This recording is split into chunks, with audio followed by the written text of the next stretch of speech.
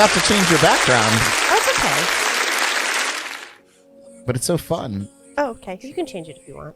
Okay. Let me do I have lots, so buckle in. Oh, perfect. Everyone. Yeah.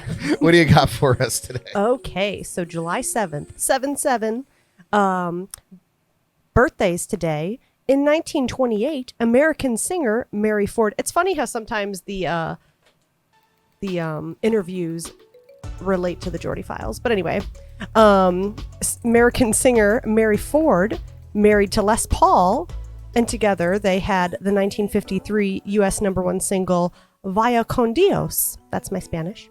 And 16 and other... I don't know if it was... what does that mean? Vaya con Dios. Goodbye. It means shake your ass, pretty lady. Oh, shake your groove thing? Almost. Not quite. Is that what it means? Oh, it means go with God. Oh, that's why I don't know what it means. But it is a like a goodbye, and like I did say goodbye. Yes, I did say goodbye. But I knew the it wasn't translation goodbye, is but... go with God. Okay. Anyway, and they had 16 other top 10 hits. No big deal. In 1932, Joe Zawona, pianist with Miles. What was that name? I had it phonetically, so I was trying to work through the phonetics of it. It showed. From the Miles Davis Band, an American jazz fusion band of the 1970s and early 1980s, Weather Report was born on this day. In 1940, Richard Starkey, better known for his stage name of, does anyone have any guesses who? Richard Starkey. That name sounds familiar to me, but I'm not sure. You guys have any guesses? It's an obvious one. You're going to have a facepalm moment. Well, go ahead. Give it to us. So, better known as Ringo Starr. Ringo. Oh, God. Yes. Ringo. Drummer and vocalist of a little band, The Beatles. Just a small band. Blip on the map. Really. Small band. And then in 1947, English rock and blues drummer Rob Townsend was born on this day. In 1950, David Hodo from American disco group The Village People was born on this day. They had the hit singles Macho Man, In the Navy, and of course the YMCA song. Macho Man. Wasn't that your first cassette you ever owned? Oh no, your first song you ever downloaded? No. That was Men at Work. Dang it, Down Under. Mixed up. Yeah. That was the first MP3 that I ever listened to in my life. I can't believe you know and remember that about yourself. I couldn't even tell you. It was fascinating. The old Vegemite sandwich. Yeah. Everyone says that. It was so my stepdad introduced it to me, and he was like, this is a music file that you could fit on a floppy disk. A floppy disk. Dead serious, guys. Dead serious. You were like the only guy in the world at that moment who was downloading a Men at Work MP3. I mean, like everyone else is downloading Queen and AC/DC. I don't even know. Yeah, this was like 1998. It had to have been. Yeah, they were so maybe earlier than at that. point. Oh Wow. my God. I know. You were. Now, You were so ahead I of the wasn't curve. downloading it. My dad came home from work, mind blown at the sheer file size of this audio file. It is wild. And he was like, listen to this. This is the future. And he was right.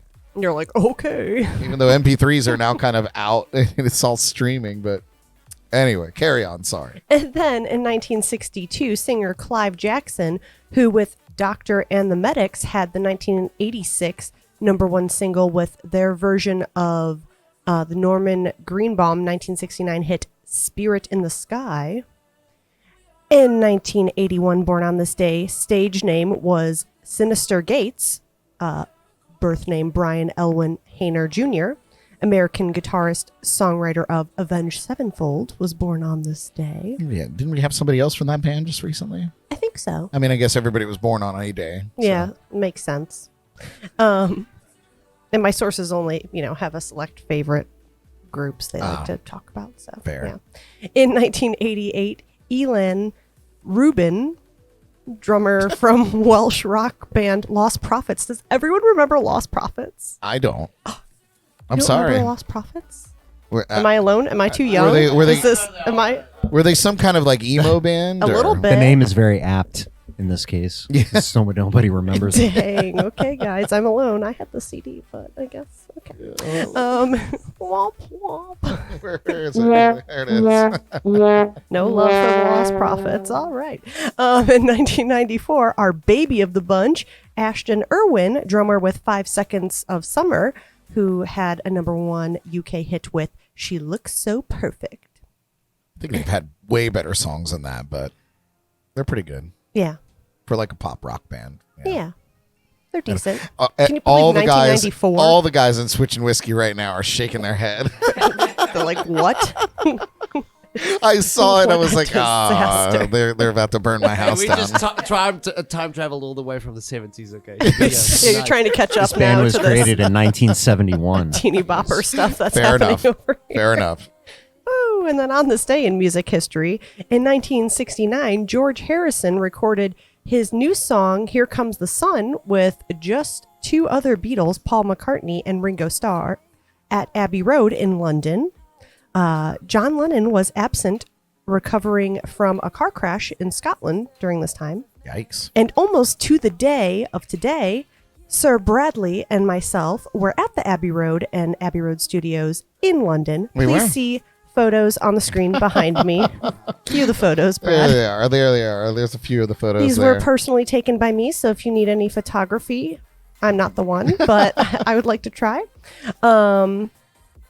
Yeah. So yeah, there's that. Oh, you just put them on the whole screen, not I the just screen put them behind me. on the Okay, I'm screen, just yeah. Vanna Whiting for no reason. It's fun though. The photograph all the way to the left, right dead center, is actually a Brad Brock sticker. We stuck on the wall, which I think they Vandalized then Abbey removed. Road. Yeah. Yeah. I don't think That it's was there. And in fact, I had friends that had gone afterwards, and they've completely Removed the walled Beatles off wall. like all of that stuff. It's all now been changed or cleaned up. They cleaned up their act. Yeah. Over there Cutest at little Abbey Road. studio. Yeah. I wanted to go in, but they were like, "No, get out of here, scallywag." Yeah. They didn't say that.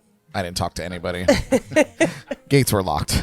We did cross the Abbey Road, though. That is like a deadly road. I don't know how. Yeah, because there's 1,000 tourists Yeah, that that want to too. make the walk across, and then it's like rush hour traffic. So there's 500 cars trying to and everybody knows the drill. They stop when they see somebody like And they gotta standing in take the road, like, pose. oh yeah. Yeah, and I was so pissed because I tried to take so many photos of it with no one in the frame, and someone ruined every shot. Every There shot. was- yeah. That's the way it is. Anywho, Welcome to 50 years later. yeah.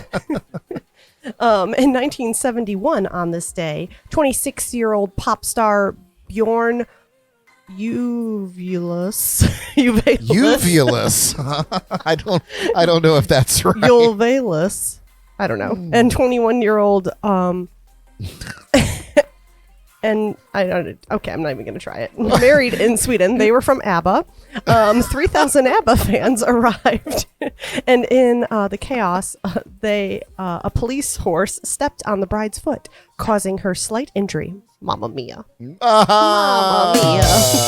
Nice. Yeah, That was- so they married each that other. was a good today. one. Yeah, thank you. It sounded better in my head. In Best 1980. metal band to ever come out of Sweden.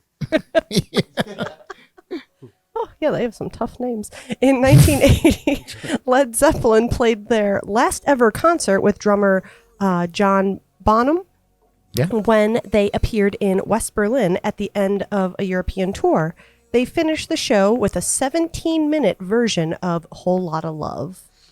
Wow. That is a whole lot of love. Nice. You're on fire tonight. Thank you. I may not be able to pronounce 17 minutes. names, Have but you guys ever performed a 17-minute song? We do this little bit of a kind of like a medley.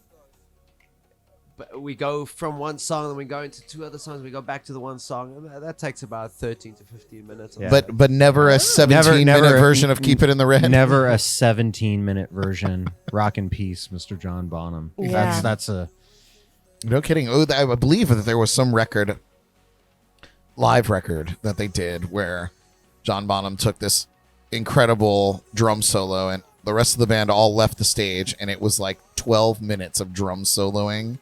I forget the song. Moby Dick. Yeah? That's what they did every time with Moby Dick. Moby Dick was the drum. That was the solo. one. Yeah. Okay. Just go crazy.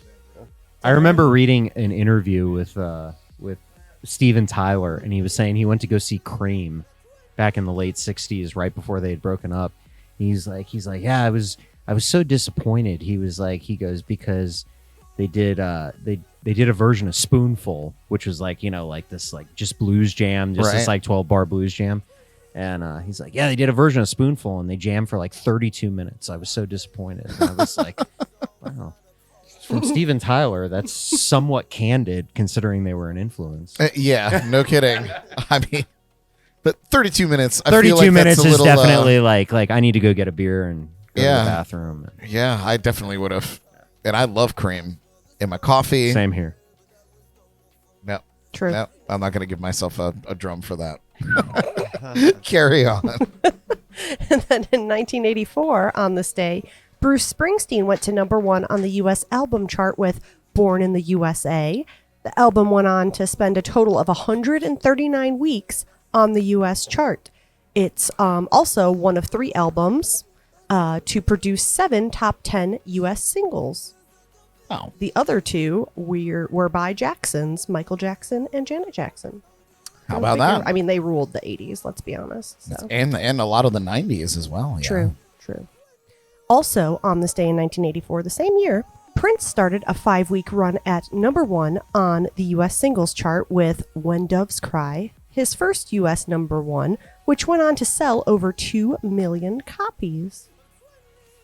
And on this day in 1989, it was announced that for the first time, compact discs were outselling vinyl albums. Whoa. We had the whole segment on the CDs and we stuff. did. See, Yeah, it's all coming together. Written in the stars. So, yep. What's a compact disc?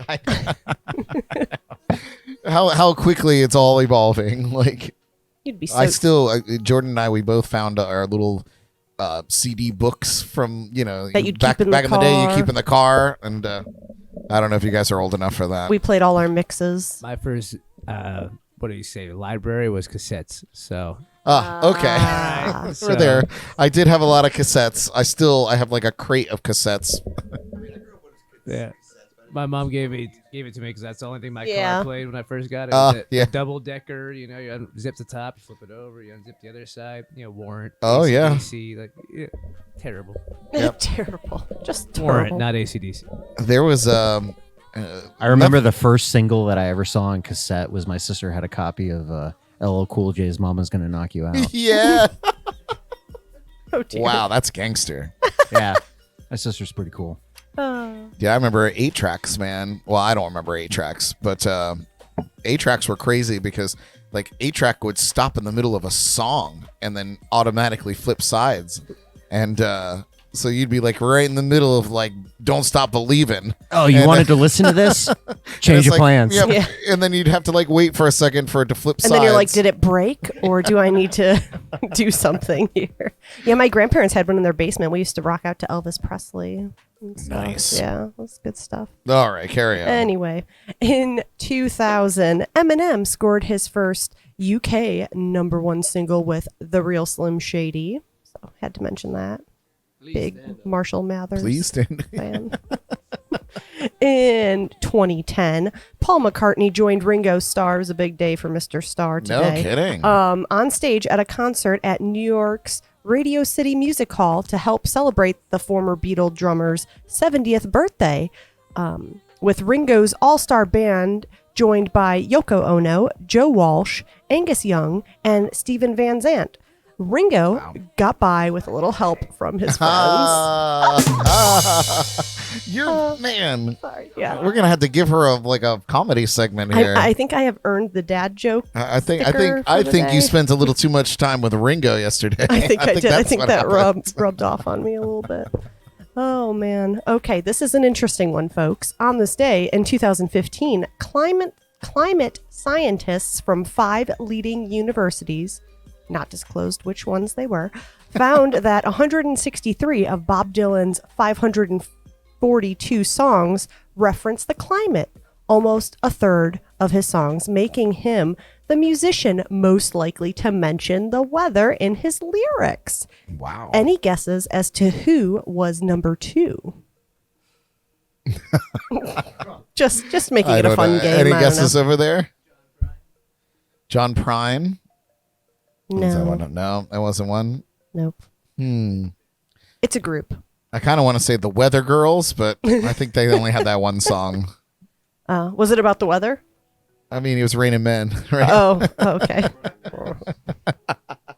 It was, if you couldn't guess, the Beatles. They came in at number 2, mentioning the weather in 48 of their 308 songs they wrote. Well, yeah. So let just go back for just a moment because I just want to make sure I get this right. How many songs in Bob Dylan's catalog mentioned weather? 163 of his 542 songs. That's incredible. Yeah, That's I can't believe he incredible. has that many songs, too. It's Well, like he's like- written songs for people who aren't even popular. Yeah. He's What Bob a- Dylan, legend. Right? Legend. So yes, interesting fact for y'all. And then we only have one departure for today. Oh, thank God. Yes. In 2006, Syd Barrett died from complications arising from diabetes at the age of 60. The singer, songwriter, guitarist was one of the founding members of Pink Floyd, yeah. active as a rock musician for only about 7 years before he went into seclusion. He joined Pink Floyd in 1965, but left 3 years later after only one album. He released 2 solo albums before going into self-imposed seclusion lasting more than 30 years. Isn't that Yeah, the rock star crazy? life is not for everyone. Yeah, I was like, oh, dang. But Syd Barrett, yeah, he left his mark Yeah. on that first record, sure. Yeah, he just he got in, got out, did his Pink Floyd. Like a and- bank yeah, robber. He Yeah. definitely left a lot of mystique, didn't he? Like behind. You're like, telling me, Yeah. like to have gone away from music for so long, and we still know his name. Yep. It's wild. And then there's a new segment alert all. We are going to talk about some current events going on. So this is the current events. So Mumford & Sons guitarist and banjo player has called it quits to speak freely on politics. Winston Marshall, a founding member of the folk rock group, said that as long as he is a member of the band, speaking his mind on the evils of political extremism could bring them trouble. His loyalty and love for them cannot permit that. So he decided quit. to, yeah. Wow. And, personally, I'm like, get Why it. did he say it and not just quit? Why what? Why didn't he just quit? Why did he have to say that he's gonna quit? I guess because I think when I was I don't know. reading Well- the article, a lot of people were really strongly accusing him of being like super right leaning, I think it was saying, or something. And he's like, no, I think you're all stupid. And I want to say that both sides of extremism are dumb. And I was like, oh, well, okay. Yeah, you probably Yeah. should tell everyone that. Yeah, I mean, I guess if he was pressured. Yeah. Oh, I well, guess, whatever. but Good yeah, for him he could have for just- making his decision and Yeah, sticking and not by it. taking the band down didn't with those him. guys make it like when they were really young? Because I think so. Yeah. he's not like super old. No, Yeah, not at no. all. I mean, I can only imagine that they're in their 40s, Yeah. late 30s, early 40s. Yes, so he has called it quits. So hopefully Mumford carries on without him because I love them. I think they are. Anybody play Majestical. banjo? Anybody want to go audition for Mumford? He's like, Oh, did he quit the band? Yeah, he quit Yeah. the band. I thought you just said he released a just- statement saying he's gonna quit talking about politics. oh, No. He quit the Whoa. band. He quit the band so that he could speak his mind. I Yeah, think that's and, what- and not bring the band down. That's the That's gist, a good yeah. press release, Oh, wow. though. Yeah. I love politics so much I'm gonna leave my band. Yeah, to just talk Right? about it all the time. Unbelievable.